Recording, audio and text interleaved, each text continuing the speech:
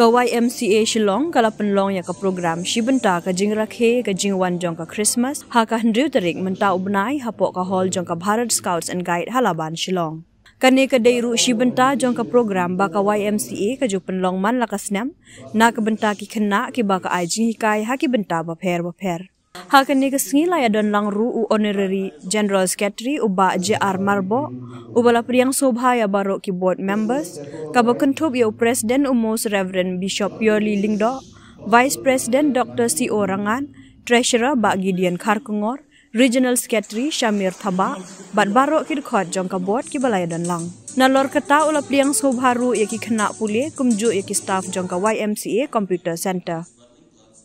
Ya ka khubor ka baya David ka Christmas lapan skawling ba uwe na kit khot jang ka board uba deiru nong yalam niam bat uhe IAS bala syong thaj uba pochistar Kharkongor uba keren halor ka mat Advent Christmas arhajar pulai ka badai ka jingshai jang ka Christmas bala shim na ka gospel Matthias kal nong basaw ka khot ba khan rio ulapan kan mauru ha padang ki nong shim benta ba ublei ulong ka jingshai bat u Jesu Christ ulong ka jingshai jang ka perthei kumtaru klem ka jingkha ya u Jesu Christ cha ka ne ka perthei kanom don setia ka jingshai bat ka jingkermen nam tabaro benrio nalor ka tau pun kan mauru ba ka jingkha ya u Jesu Christ ka dei ka batang ma uhi u badei unong pen em jong ka perthei u ai ka jingkular na ka benta ka jingmap no ya ki pop nam tabaro ki to ki ba priang ya ukum ublei wat unong pen em la pen phu pen phing ya ka ne ka program leng ba ki jingroi Christmas bat karel na ki samla pule computer bat ki weipat guiding light.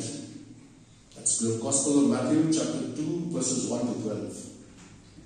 Matthew's account of the birth of the Savior describes the role that the light from the star of Bethlehem, right from the east, the star started from the east till it came to Bethlehem, leading the wise men to the young Jesus.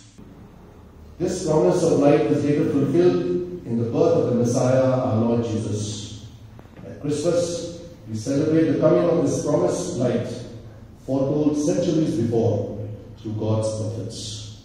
And the lesson from this second point is our promised King has come, bringing light to the dark places of the world and establishing an eternal kingdom. The third point for meditation is the overcoming light. The Gospel of John, chapter 1, verses 1 to 18. John begins his Gospel, unlike Matthew and Luke.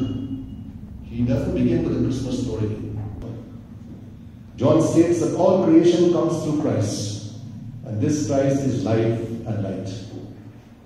And he further says that the light shines in the darkness, and the darkness has not been able to overcome it. Christmas therefore reminds us of the overcoming light. Christ is insurmountable.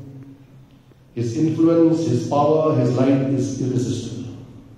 And therefore the lesson from this third point is, Jesus brought light to us, light that darkness cannot overcome, when he came in the flesh full of grace and truth.